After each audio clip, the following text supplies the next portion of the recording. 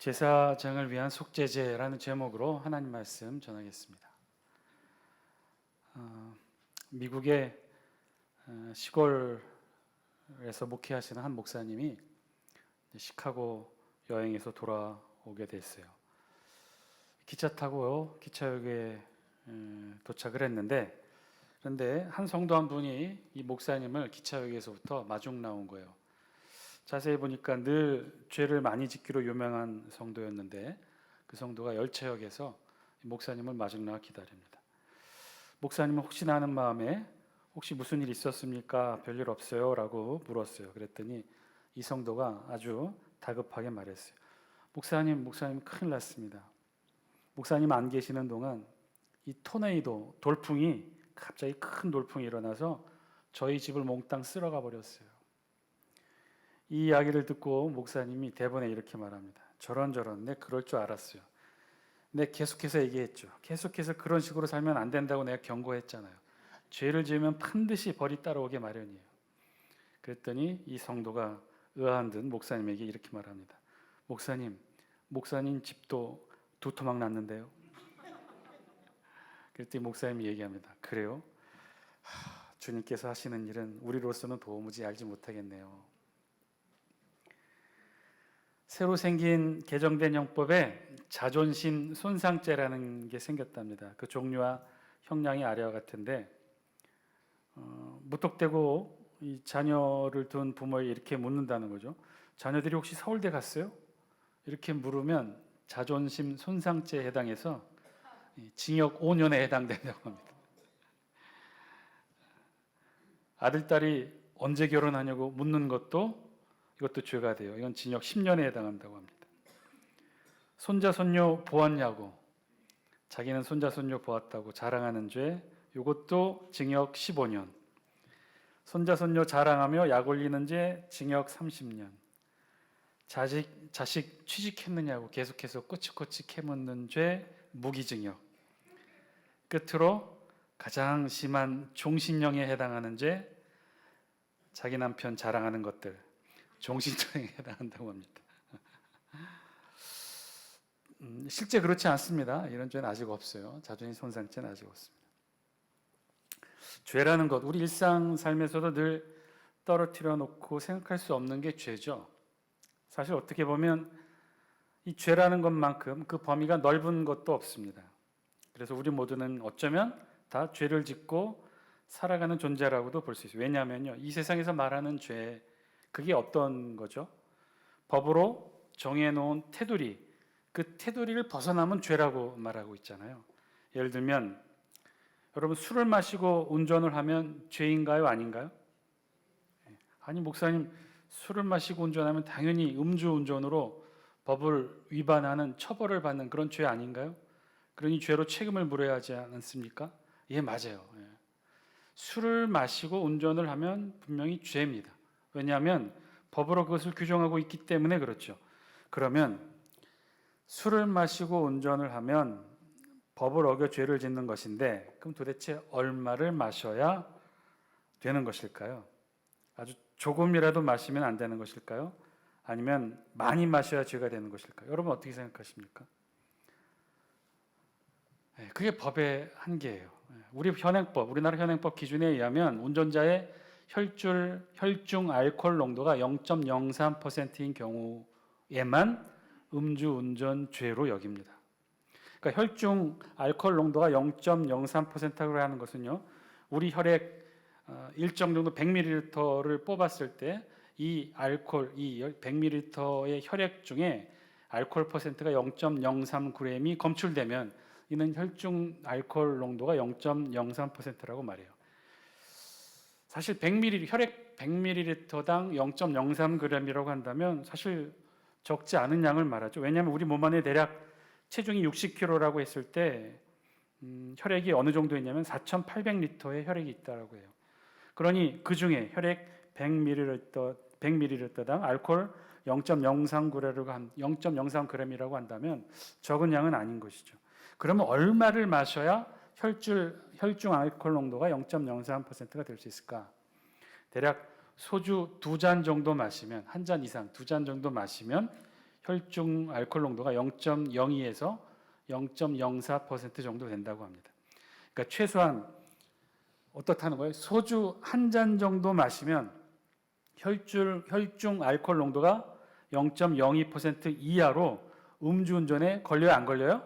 안 걸린다는 거예요. 아무리 불어도 0.03% 이상이 안 나오는 거죠. 그러면 소주 한 잔 마시면 이 사람은 음주운전죄를 저지른 거예요? 안 저지른 거예요? 우리나라 현행법상 이 사람은 음주운전으로 처벌받지 않습니다. 이와 마찬가지로 이 세상의 모든 법과 이 범법의 한계가 바로 여기 있다는 거죠. 죄를 짓는다고 다 처벌받는 거 아니라는 거예요. 죄를 짓는다고 다 죄 짓는 것이 아니라는 거죠. 한계가 있어요. 그 한계 밑으로는요, 죄를 지어도 처벌받지 않는 경계선이 있다는 거죠. 즉, 이 이야기는 뒤집어 놓고 본다면 경계와 한계를 두지 않는다면 모든 것이 또한 죄 범주에 들 수 있다는 것도 의미하는 것이겠죠. 우리가 간혹 예를 들면 상대에게 욕을 하거나 무례한 모욕감을 주는 표현을 할 때가 있어요. 누군가에게 욕을 하거나 모욕적인 표현을 하게 될 때가 있죠. 아주 친한 사이거나 아니면 정말 미워하는 사이일 경우에는 막 마음속에만 있어야 되는 욕이 입 밖으로 튀어나오지 않습니까? 혹은 친하다고 해서 막 함부로 대하면서 모욕적인 표현들을 하게 되는데 여러분 그게 죄가 될까요? 죄가 되지 않을까요? 죄가 돼요. 그것을 모욕죄라고 해요. 그럼 모욕죄는 어떤 처벌을 받게 될까요? 이거 셉니다. 1년 이하의 징역이나 금고 또는 200만 원 이하의 벌금형에 채워지는 벌을 받게 돼요. 조심해야 돼요. 함부로 상대방에게 욕을 하거나 모욕감을 주는 말을 해서는 안 돼요. 여기까지 차올랐다 하더라도 입 밖으로 내서는 안 된다는 거예요. 입 밖으로 내면 모욕죄의 처벌 대상이 된다는 거예요. 그런데요, 이것 또한 한계가 있어요. 한계와 제한이 있어요. 이렇게 법으로 모욕죄를 정해 놓으면 상대에게 욕을 하거나 모욕적인 표현을 하게 되면 다 벌을 받고 처벌을 받게 되는 줄 아는데 실제로는 또 그렇지 않아요. 이 모욕죄 성립 요건을 갖춰야 돼요. 그러니까 모욕적인 표현이 증거로 남아 있어야 된다는 거예요. 녹음이 된다거나 혹은 인터넷상의 댓글의 형태로 문자가 된다거나 문서화된 기록으로 남아 있다거나 혹은 누군가 제3자가 있어서 증인이 되어줄 수 있어야 최소한의 모욕죄 성립 요건이 된다는 거예요. 그럼 반대로 예를 들어 가해자와 피해자가 단 둘이 있게 되는 경우, 그래서 가해자가 피해자에게 마음껏 욕을 하고 모욕을 했다면 그것을 들었던 제3자 증인도 없고 동영상도 없고 녹음도 되어 있지 않다면 이 사람, 이 가해자는 모욕죄 처벌을 받을 수 있을까요? 없을까요? 못 받아요. 처벌받지 않아요. 이게 안타깝게도 우리 현행법으로 있는 제한이에요. 한계예요. 단둘이 있는 경우 상대를 아무리 욕하거나 모욕하더라도 죄를 처벌받지 않는다는 거죠. 이게 우리가 알고 있는 일반적인 법상식이에요. 그렇다면 그런 관점에서 본다면 죄라는 것이 무엇일까요? 그런 기준과 한계를 넘어서면 죄가 되고 같은 죄를 지어도 정도와 한계를 넘지 않으면 죄가 되지 않는 것. 여러분 이게 타당할까요? 아니 그렇게 해서 한계와 기준을 넘는 자들만 처벌하는 것이 법이 과연 공정하고 옳다고 말할 수 있을까요? 사실은요, 이것이 현행 기준에 의한 법에 따른 죄의 처리 방식이에요. 죄를 지었다고 다 처벌할 수 있는 것이 아니라는 거죠. 그 한계와 기준을 넘어섰을 경우에만 죄로 인정하고 처벌할 수 있다는 거예요. 자, 그렇다면 그런 기준을 넘어서는 범죄에 대해서는 법의 처벌로 그 죄에 대한 대가를 치르게 되지만 반대로 그렇지 못한 수많은 죄들에 대해서는 어떻게 대가를 치르게 되는 것일까요? 소주 한 잔을 마시고 혈중 알코올 농도가 0.01%로 운전하는 것은 음주운전인가요? 아닌가요? 그것은 죄가 되지 않나요? 아니 정확하게 말한다면 처벌받지 못하는 죄인 것이죠. 그런 죄들은 다 어떻게 되는 것일까요? 어디 그뿐이겠습니까? 우리 일상의 삶 전체가 사실은 그 한계와 기준을 넘지 않는, 즉 처벌받지 않는 죄를 지으며 살아가고 있는 게 어떻게 보면 우리 일상의 삶의 모습이죠. 무수히 많은 교통 신호들, 횡단보도 신호, 속도 제한, 다른 사람들을 향한 무수한 비난과 욕설들, 그런 죄들은 다 어떻게 되는 것일까요? 무수히 많이 계속해서 쌓이기만 하는 그런 죄, 처벌받지 못하는 죄들은 그것들이 우리 안에 쌓이게 되면 우리는 과연 어떻게 되는 것일까요? 오늘 우리 성경 주제는요, 바로 이 죄의 문제를 다루고 있습니다. 속죄제에 대한 제사 이야기예요. 우리 레위기 말씀을 살펴보고 왔는데요. 레위기 전반부에 있는 말씀은 어떤 말씀드렸죠? 이스라엘 제사 제도에 대한 말씀이었죠. 이스라엘의 가장 큰 5가지 제사, 5대 제사에 대한 말씀이었어요. 그중에서 우리가 쭉 살펴봤던 것이 번제, 소제, 화목제를 살펴보았고요. 그림 한번 보여주시겠습니까? 번제, 소제, 화목제.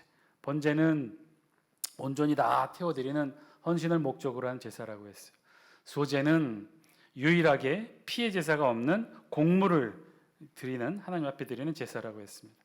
화목제는 하나님과 사람 사이 화평을 위한 제사로 헌제자가 드린 제물의 상당 부분, 대부분을 그 이웃과 가족들이 함께 나누는 그런 제사였어요. 자, 이렇게 3가지를 우리가 살펴보았고, 이제 우리가 4번째 속죄제와 속건제, 5번째 이 속건제 2개의 제사를 남겨놓고 있습니다. 그 중에서 오늘 우리가 본문에 함께 읽은 말씀은 바로 이 속죄제 제사에 대한 말씀이에요. 번제, 소제, 화목제에 비해 이 속죄제, 속건제에는요 가장 큰 차이점이 있어요. 번제, 소제, 화목제와 이 속죄제, 속건제의 가장 큰 차이점을 말하라고 한다면, 번제, 소제, 화목제는요 자원하여 드리는 제사, 즉 자원제인데, 오늘부터 살펴볼 이 속죄제와 다음에 나오게 되는 이 속건제의 경우 반드시 드려야 되는 의무 제사라는 사실이 차이점이 가장 큰 차이점입니다. 따라서 이 속죄제의 경우 다른 제사들과는 달리 그 신분에 따라 제물과 드리는 방법에 대해 아주 자세하고 소상하게 언급되어 있다는 거예요. 그러니까는 번제, 소제, 화목제는요 내가 드리고 싶으면 드리는 거예요. 자원하는 마음이 생기면 언제든지 드릴 수 있는 게 번제, 소제, 화목제예요. 그런데 이 속죄제, 속건제는 반드시 제사를 드려야 되는 의무 제사야 되는 거예요. 그러면 언제 이 속죄제, 속건제, 이 속죄제를 드려야 되느냐? 2절 말씀이 알려주고 있어요. 우리 영상을 통해 오늘 본문 2절 말씀 우리 다 함께 같이 한번 읽겠습니다. 시작. 이스라엘 자손에게 말하여 이르라. 누구든지 여호와의 계명 중 하나라도 그릇 범하였으되. 아멘. 이 속죄제를 언제 드려야 된다는 거예요? 이 속죄제는요 한마디로 여호와의 계명, 즉 여호와의 말씀, 즉 모세의 율법의 말씀을 그릇 범하였을 때, 즉 지키지 못했을 때 드려지는 제사가 바로 이 속죄제 제사라는 거예요. 이 속죄제 제사는 언제 드려야 되느냐? 이 여호와의 말씀, 하나님의 율법의 말씀을 어겼을 때, 지키지 못했을 때 드리는 거예요. 자, 그러면 나중에 우리가 보게 될 5대 제사 마지막 속건제는 언제 드리는 제사인가? 신학대학 다닐 때 이 율법 제사를 공부할 때 우리도 항상 헷갈렸던 것이 바로 이 두 제사의 차이예요. 그래서 시험 문제에도 가장 많이 나왔던 게 바로 이 두 제사예요. 속죄제와 속건제의 차이. 나중에 좀 더 자세히 살펴보겠지만 속죄제와 속건제 둘 다 비슷한 점은 죄를 범했을 때 드리는 제사라는 점에서 같고요. 다른 점은 속죄제의 경우 배상이나 보상이 필요 없는 죄의 경우, 즉 일반적인 의미에서 하나님의 말씀을 지키지 못했을 때 드려지는 제사가 속죄제이고, 반대로 속건제의 경우는 반드시 죄를 지었고 하나님의 말씀을 어겼기 때문에 그로 인해 발생하게 되는 피해에 대한 보상 혹은 배상이 뒤따르는 제사가 바로 이 속건제예요. 속건제의 경우는 그래서 하나님께 제물만 드리는 것이 아니라 손해를 끼친 상대에게도 그 물건의 5분의 1을 더한 배상, 즉 전체 5분의 6을 배상 혹은 보상을 첨가해야 되는 것이 바로 이 속건제 제사예요. 자, 그것은 나중에 우리가 속건제 제사를 통해 살펴보도록 하고요. 자, 그래서 속죄제는요 일반적으로 언제 드리느냐? 하나님의 명령, 하나님의 말씀, 모세의 율법을 어겼을 때, 지키지 못했을 때 드려지는 제사가 바로 이 속죄제 제사다. 2절을 조금만 더 깊게 자세히 살펴보면, 누구든지 여호와의 계명 중 하나라도 그릇 범하였으되 라고 기록하고 있어요. 그래서 누구든지에 해당하는 단어. 그럼 누가 이 속죄제 제사를 드리느냐? 우리 성경에는 누구든지라고 번역했는데 히브리 원어로는 네페시라는 단어를 사용해요. 이 네페시는요 우리 살아있는 육체를 의미하고 있어요. 그러니까 육체를 포함한 우리 전 인격체를 가지고 있는, 모든 인격체를 가지고 있는 남자, 여자, 노소를 막론하고 모든 인간은 다 이 여호와의 계명 중 하나라도 그릇 범하였으면 이 속죄제를 드려야 되는 대상이 된다는 것이죠. 그리고 두 번째, 여호와의 계명 중 하나라도라고 표현되어 있는데, 이 부분을요 우리 예전 성경, 지금 우리가 개역 개정 번역된 새롭게 번역된 개역 개정 성경으로 보고 있는데 예전 개역 성경에서는 뭐라고 번역했냐면요. 여호와의 금령 중 하나라도 이렇게 번역하고 있어요. 여호와의 금령 중 하나라도. 근데 이제 그것을 우리 개역 개정에서는 여호와의 계명 중 하나라도라고 이렇게 바꾼 거죠. 여호와의 금령을 여호와의 계명으로 바꾼 거예요. 사실 큰 뜻의 차이는 없어 보이지만 아주 미세한 작은 차이가 있어요. 모세의 율법으로 상징되는 이 하나님의 명령에는 크게 두 가지 명령이 있는 거죠.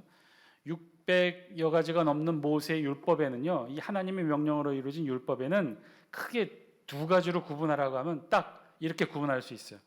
하나는 하나님의 긍정 명령이고 또 다른 하나는 하나님의 부정 명령이에요. 즉 달리 표현하면 무엇을 하라는 명령과 무엇을 하지 말라는 명령, 이 두 가지 명령으로 이루어진 게 모세의 600여 가지가 넘는 율법, 하나님의 말씀, 시내산 계명의 말씀이에요. 자, 그 중에서 오늘 우리 본문에 쓰인 여호와의 계명이라는 부분은 예전 성경의 번역을 참조하면 그 중에 이 두 가지 중에 어떤 거에 해당한다는 거예요? 금령, 즉 무엇을 하지 말라는 하나님의 계명을 무릇 범하였을 때, 즉 어겼을 때를 의미해요. 자, 어렵게 표현해서 좀 설명이 복잡하지만 한마디로 하나님의 계명 중에서 무엇을 하지 말라고 하는 이 금령을 어겼을 경우에 바로 이 속죄제 제사를 드려야 했다는 거죠. 자, 그래서 그 대상이 누구인지에 따라 제사 방식을 조금씩 달리하도록 합니다. 우리 3절 말씀 우리 같이 한번 읽어볼까요? 시작. 만일 기름 부음을 받은 제사장이 범죄하여 백성의 허물이 되었으면 그가 범한 죄로 말미암아 흠없는 수송아지로 속죄 제물을 삼아 여호와께 드릴지니. 아멘. 제사장이 하나님의 금령을 어겨서 죄를 지었을 경우, 즉 속죄제의 제물로 수송아지의 제사의 제물로 드려야 한다는 것이죠. 실제로 오늘 우리 본문 속죄제의 제사에 대한 규정은 4장 전체와 그리고 5장 13절까지 이어지고 있어요. 왜 이렇게 길게 서술을 되어 있냐면 바로 이 속죄제 대상의 신분에 따라 속죄제의 구체적인 제물의 방법들과 규정들을 언급해 놓았기 때문에 그래요. 그래서 지금 우리가 읽었던 본문 4장 1절로 12절에는 제사장이 하나님의 계명을 어겼을 경우 드려야 되는 속죄제에 대해서 설명하고 있고 13절부터는 이스라엘 온 회중 전체가 이스라엘 민족 전체가 하나님 앞에 계명을 어겼을 때 드려야 되는 속죄제 제사에 대해서, 그리고 이후에는 족장이 지었을 때, 평민이 지었을 때, 그리고 마지막 5장에는요 평민 중에서도 가난한 이들이 속죄제의 제물을 드릴 경우 그 가난의 정도의 차이에 따라 어떤 제물로 드려야 되는지 아주 소상하고 자세하게 이 속죄제 제사에 대해 설명합니다. 오늘 우리가 함께 읽었던 본문에는요 제사장의 경우 속죄 제물로 숫송아지를 속죄 제물로 드리라고 명령하고 있는 거죠. 자, 그러면 그 속죄제 제사의 방식은 어떠한가? 우리가 사실 제일 먼저 살펴보았던 번제의 경우와도 아주 흡사해요. 그러나 제사를 드리는 대상이 제사장이므로 우리 4절 말씀 우리 영상을 통해 같이 한번 읽습니다. 4절입니다. 시작. 그 숫송아지를 회막문 여호와 앞으로 끌어다가 그 숫송아지의 머리에 안수하고 그것을 여호와 앞에서 잡을 것이요. 우리 번제 화목제의 경우 이 제물을 누가 안수하고 누가 죽게 되어 있죠? 누가 잡게 되어 있죠? 제사장이라고 그러면 안 됩니다. 누구죠? 헌제자. 제물을 드리는 헌제자가 머리에 안수하고 그 제물을 잡게 되어 있어요. 그러면 제사장이 그 피를 번제단에 찍어 바르고 그 가죽을 벗기고 각을 떠서 번제단 위에 올려놓는 역할을 하게 되죠. 자, 그런데 오늘 같은 경우 속죄제 제사를 드려야 되는데 누가 속죄제 제사의 대상이에요? 제사장이. 그러니까 제사장이 하나님의 명령을 어긴 경우예요. 그래서 속죄제 제사를 드려야 돼요. 그러면 지금 제사를 드리고 있는 그 제사 주체자, 헌제자는 누가 되는 거예요? 제사장이 되는 거예요. 그러면 그 제물에 누가 안수를 해야 돼요? 제사장이 안수를 하고 제사장이 그 제물을 잡습니다. 그래서 그것을 여호와 앞에서 잡을 것이요. 그래서 4절은 그렇게 설명하고 있는 거예요. 자, 그리고 번제에는 없는 두 가지 행위를 이 속죄제에는 하게끔 되어 있어요. 우리 5절, 6절 말씀, 5절, 6절 영상을 통해 같이 한번 읽습니다. 시작. 기름 부음을 받은 제사장은 그 숫송아지의 피를 가지고 회막에 들어가서 그 제사장이 손가락에 그 피를 찍어 여호와 앞, 곧 성소의 휘장 앞에 7번 뿌릴 것이며. 아멘. 자, 보통의 경우 제물의 피를 다른 제사의 경우, 번제나 화목제의 경우 어떻게 합니까? 마찬가지로 제사장이 손가락에 찍어 피를 뿌리는 행위를 하기는 해요. 하기는 했는데, 그런데 보통의 경우, 번제나 화목제의 경우 그 제물의 피를 제사장이 손가락으로 찍어서 어디에 뿌려요? 번제단에 뿌립니다. 번제단에. 그런데 오늘 속죄제의 경우 그 제사장이 피를 찍어서 어디에다 뿌린다는 거예요? 휘장. 휘장이라 함은 어디를 가리키죠? 휘장은 성소에서 성소와 지성소를 가로막는 그 막이 바로 휘장이었던 거죠. 이 휘장 앞에다가 7번 이 제물의 피를 뿌리도록 하셨어요. 그리고 여기에다가 한 가지 행위를 더하게 하십니다. 우리 7절 말씀 영상을 통해 같이 한번 읽습니다. 시작. 제사장은 또 그 피를 여호와 앞, 곧 회막 안 향단 뿔들에 바르고 그 송아지의 피 전부를 회막문 앞 번제단 밑에 쏟을 것이며. 아멘. 하나님 명령하신 속죄제의 특별한 행위 두 번째는요, 어떤 거냐면, 첫 번째는 휘장에다가 7번 뿌리라고 했죠. 그 다음에 두 번째는 뭐라고 그랬어요? 향단 뿔들에 제물의 피를 바르게 하신 거죠. 자, 그러니까 제물의 피를 가지고 두 가지 행동을 동시에 하게 하신 거예요. 제사장이 제물의 피에 손가락에 피를 찍어서 그 다음에 휘장에다가는 7번 뿌리게 하시고 향단 뿔에는 그 제물의 피를 바르게 하신 거죠. 이것은 제가 왜 동시에 일어나게 된 일이라고 했냐면, 여기서 말하는 향단은 곧 분향단이기 때문에 그래요. 분향단은 어디에 있는 거죠? 여러분 기억하시면 제가 무지하게 기쁠 텐데, 분향단의 위치가 어디에 있습니까?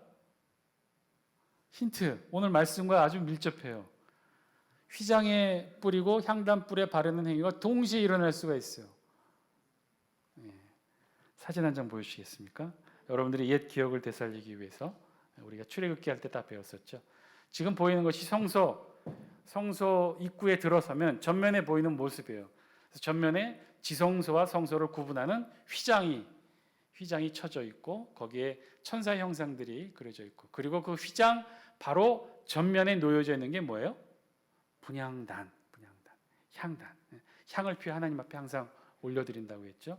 그 분향단 좌우로, 우측에는 떡을 진상하는 진설병상, 그리고 우측에는 등대, 금등대, 금잔, 등잔대가 놓여져 있는 거죠. 자, 그래서 전면에 있는 게 휘장이에요. 그 휘장에 지금 어떻게 하라고 그랬어요? 속죄제 제물의 피를 손가락에 찍어서 휘장, 즉 전면에 보이는 그 막에 7번 뿌리고, 바로 그 밑에 있는 분향단의 뿔에, 분향단 뿔 다시 한 번만 보여주실래요? 분향단은 이렇게 생겼어요. 분향단 자세히 보면 4귀퉁이에 뿔이 달려 있어요. 그 뿔에 이 제물의 피를 제사장 손가락으로 이렇게 바르라고 하셨던 거죠. 그래서 이 휘장에 피를 7번 뿌리는 것과 이 분향단에 뿔에 피를 바르는 행위는 제사장이 걸음을 움직이지 않고도 바로 이 자리에서 행할 수 있는 두 가지 속죄제의 특징적인 모습이었어요. 자, 그리고 마지막으로 속죄제 제사의 가장 특징을 말씀하고 있는데, 그것은 바로 11절에 있는 말씀이에요. 우리 영상을 통해 11절 말씀 같이 한번 읽겠습니다. 시작. 그 숫송아지의 가죽과 그 모든 고기와 그것의 머리와 정강이와 내장과, 그리고 12절 말씀도 같이 한번 읽겠습니다. 시작. 똥 곧 그 송아지의 전체를 진영 바깥 재버리는 곳인 정결한 곳으로 가져다가 불로 나무 위에서 사르되 곧 재버리는 곳에서 불사를 지니라. 아멘. 중요한 건 속죄제 제물을 불사리라는 거죠. 그러면 속죄제 제물의 어느 부위를 불사르라고 하는 거예요? 어떤 부위를, 속죄제 제물의 어떤 부위를 불사르라는 거예요? 11절 다시 한번 보여주실래요? 맨 위에 뭐라고 되어 있어요? 그 숫송아지의 가죽과 그 모든 고기와, 즉 속죄제 제물로 드려져 있는 그 제물, 오늘 본문은 제사장이, 기름 부음 받은 제사장이 드리는 속죄제 제사의 경우 숫송아지를 제물로 바치게 했는데, 그 숫송아지 고기 전부를, 가죽과 함께 포함한 가죽, 그 고기 전부를 하나님께 태워서 드리라는 거예요. 그 숫송아지의 가죽과 그 모든 고기 전부를 하나님께 다 불사라 드리라고 말씀하고 있죠. 아이고 목사님, 번제의 경우도 다 불사르게 되어 있지 않습니까? 예, 맞아요. 번제의 경우도 번제의 경우도 화목제와는 다르게 제물의 모든 부위를 다 불사르도록 되어 있어요. 그런데 번제와 속죄제가 다른 한 가지 특징이 있어요. 그거는 번제의 경우 반드시 해야 되는 과정 하나가 있는데 그건 뭐냐면 가죽은 벗겼어요. 제물의 가죽은 다 벗겨서 그 가죽을 어떻게 했느냐, 누구에게 줘야 되냐면 7장에 우리가 나중에 보겠지만 제사장 몫으로 주게 되어 있어요. 그러니까 제물의 가죽은 벗겨서 제사장에게 주는 건 번제인데 속죄제는요, 이 가죽마저도 벗기지 아니하고 그 고기 전체를 다 태워 불사르게 했어요. 그리고 심지어 여기에는요, 제물의 각을 뜨라는 얘기도 없었어요. 그러니까 제물의 각을 뜯지도 않아요. 제물의 각을, 그 신체 부위를 다 나누지도 않아요. 그냥 그대로, 가죽 있는 그대로 다 모두 다 태워 버리라는 것이 이 속죄 제물의 뜻이에요. 결정적으로 더욱더 중요한 사실은 그렇게 태워드리는 제물의 장소예요. 그 장소가 어디예요? 여러분, 번제의 경우 제물을 태워드리는 곳이 어디입니까? 번제도 그렇고 화목제도 그렇고 제물을 태워드리는 곳, 그것이 어디예요? 번제단 아니었나요? 번제단? 제물을 태워드리는 것은 다 하나님께 태워드리는 건 번제단이었어요.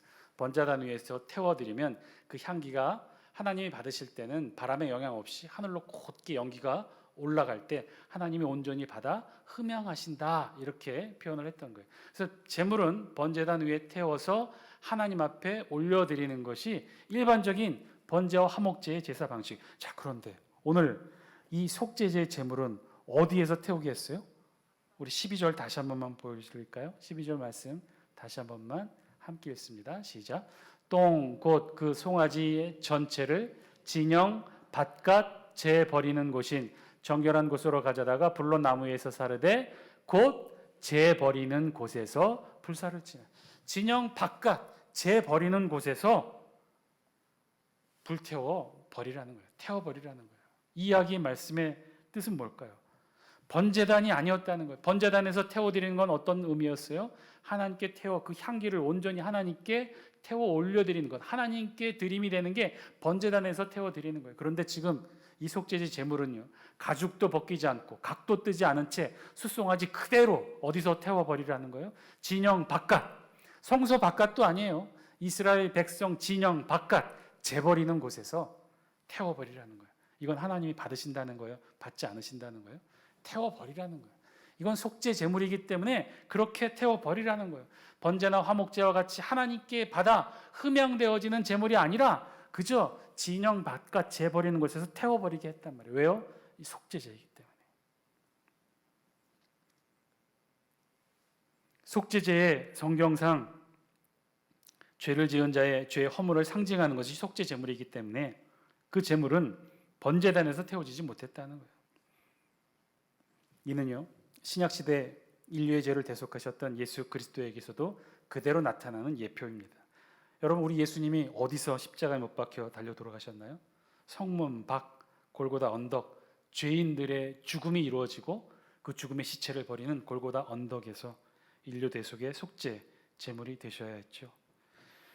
모든 것을 다 태워드려야 하는 것, 모든 것을 정확하게는 모든 것을 다 태워버려야 되는 것, 그것이 바로 속죄제 제사였어요. 그런데요, 오늘 본문 중에 유일하게도 다 태워버려야 되는데, 다 태워 실제로 버렸는데 유일하게도 번제단 위에서 태워드렸던 속죄 제물이 있어요. 그게 뭘까요? 우리 다 함께 9절 10절 영상을 통해 같이 한번 읽습니다. 시작. 두 콩팥과 그 위에 기름 곧 허리 쪽에 있는 것과 간에 덮인 꺼풀을 콩팥과 함께 떼어내되 화목제 제물의 소에게서 떼어낸 같이 할 것이요 제사장은 그것을 번제단 위에서 불사를 것이며. 유일하게 모든 숫송아지 속죄제의 제물 전부를 진영 바깥 재버리는 곳에서 태워 불사르게 했는데 그 중에 일부, 아주 극히 일부를 떼어 번제단 위에 태워 하나님께 드림이 되도록 했던 것이 있어요. 그게 뭐예요? 바로 간과 콩팥에 있는 기름이었어요. 정확하게는 간과 간에 붙은 기름, 콩팥과 콩팥에 붙어있는 기름만큼은 번제단 위에 태워서 하나님께 드림이 되게 했다는 거예요. 이후 11절에서는요, 제물의 모든 고기와 내장을 다 진영 바깥 재버리는 곳에서 태워버리라고 했어요. 그럼에도 불구하고 굳이 간과 콩팥, 그리고 그것에 붙어있는 기름만큼은 번제단 위에서 태워 하나님께 드림이 되라고 말씀하십니다. 여러분, 이 말씀의 의미가 뭘까요? 여러분, 히브리어로 콩팥으로 번역된 켈라요트와 간으로 번역된 이 카베드라는 단어는요, 원래 어떤 뜻이냐면 히브리어로 인간의 감정과 생각이 담긴 곳으로 유대인들은 그렇게 생각했다는 거예요. 그러니까 간과 콩팥이 우리 신체 장기의 일부이지만 우리의 마음과 생각이 응집되어 있는 곳이 어디라고 보았다는 거예요? 우리 신체 부분 중에 간과 콩팥으로 보았다는 거예요. 실제로 여러분 시편 7편 9절의 말씀에 보면, 우리 시편 7편 9절 말씀 같이 한번 읽어볼까요? 시작. 악인의 악을 끊고 의인을 세우소서. 의로 세우신 하나님이 이 사람의 마음과 양심을 감찰하시나이다. 아멘. 밑줄 친 마음과 양심을 하나님께서 감찰하신다고 했었죠. 여기서 말하고 있는 우리말 번역 마음과 양심, 히브리어 원어로는요, 이 부분이 바로 켈라요트예요. 마음과 양심이 히브리어는 콩팥이었다는 거예요. 간과 콩팥이었다는 거예요. 예레미야 20장 12절 말씀도 한번 볼까요? 예레미야 20장 12절 말씀 영상을 통해 함께 읽습니다. 시작. 의인을 시험하사 그 폐부와 심장을 보시는 만군의 여호와여. 예, 여기까지만 보겠습니다. 의인을 시험하사 어디를 보신다고 그랬어요? 그 폐부와 심장을 보신다고 했죠. 우리말 번역에는 폐부와 심장이지만 히브리 원어에는요, 이것도 역시 켈라요트예요. 간과 콩팥이라는 거예요. 간과 콩팥은요, 이스라엘 사람들이 생각하기에 그 사람의 마음과 생각이 응집되어 있는 곳, 그곳이 바로 간과 콩팥이라고 생각했어요. 그런데 그 간과 콩팥만큼은 하나님이 어떻게, 속죄제 제물이지만 어떻게 해요? 번제단 위에 태워 하나님이 받으시는 흠양의 제물로 받으셨다는 거예요. 사랑하는 장수교 성도 여러분, 하나님은요, 우리가 죄를 지으면 회개하고 용서를 구하기를 원하십니다. 구약의 용어로 말한다면요, 속죄제의 제사를 드리기를 원하는 거죠. 속죄제의 제물을 드려서 응당 받아야 되는 우리의 죄값을 다 치르기를 원하십니다. 속죄제의 제물 모두를 어떻게 해요? 진영 바깥 재버리는 곳에서 온전히 다 태워버리기를 원하시는 거죠.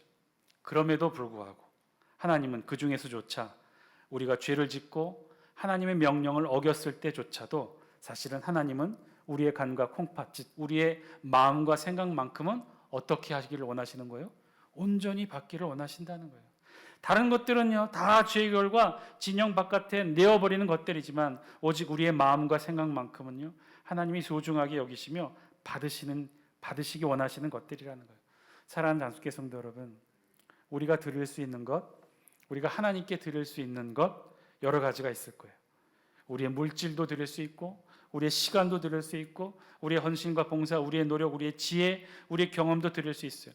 우리가 드릴 수 있는 우리 몸에 가치 많이 있겠죠. 그러나 하나님은요, 그런 우리의 것들 중에서 가장 받기를 원하시는 부분, 속죄제의 제물 다 진영 바깥에 재버리는 곳에서 태워버려야 될 것이겠지만 그 중에서도 받기를 원하시는 게 뭐였다는 거예요? 우리의 간과 콩팥, 우리의 마음과 생각이 응집되어 있는 것, 즉 우리의 마음과 생각만큼은 하나님이 받기를 원하신다는 거예요. 오늘 이 저녁 우리 하나님께 우리의 마음과 생각을 드리실 수 있는 저와 여러분 되시기를 주의 이름으로 간절히 축원드립니다. 우리 하나님이 가장 좋아하시는 것, 우리 하나님이 가장 원하시는 것, 속죄제의 제물 중에라도 다 태워 진영 바깥 재버리는 곳에서 버려야 될 속죄 제물이지만 그 중에서도 가장 받기를 원하셨던 부분이 바로 뭐라고요? 여러분들의 마음과 생각, 우리의 마음과 생각. 우리가 하나님께 드릴 수 있는 가장 소중한 것은요, 그래서 달리 말하면 우리의 마음과 생각이라는 거예요. 하나님은요, 지금도 저와 여러분들의 마음과 생각 받으시기를 원하십니다. 우리의 간절한 마음, 우리의 소중한 마음, 온전히 하나님만을 바라는 간절한 우리의 마음, 그리고 하나님의 말씀만 붙들며 살아가기를 원하는 우리의 간절한 마음과 생각, 그 소중한 것들을 하나님 받기를 원하셔요. 우리의 헌신도, 우리의 노력도, 우리의 소중한 신앙의 결실도 하나님 받기를 원하시지만, 지금 이 자리에 앉아있는 저와 이 예배의 마음도 받기를 원하시지만, 그 중에서 무엇보다도 가장 소중한 것, 우리의 마음과 생각, 온전히 하나님을 향한 우리의 마음과 생각, 하나님 받기를 원하십니다.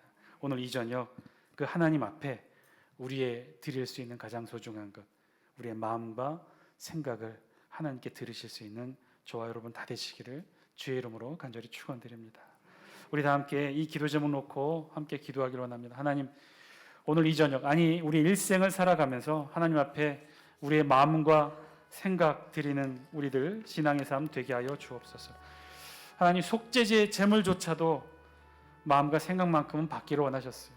오늘 이 자리에 앉아 있는 저와 여러분들을 향해 하나님 가장 받기를 원하시는 것, 우리의 마음과 생각입니다. 오늘 하나님 앞에 우리의 마음과 생각 온전히 드리는 우리들 되게 하여 주옵소서. 하나님 앞에 드릴 수 있는 가장 소중한 제물, 마음과 생각 온전히 하나님 앞에 드리는 우리들 되게 하여 주옵소서.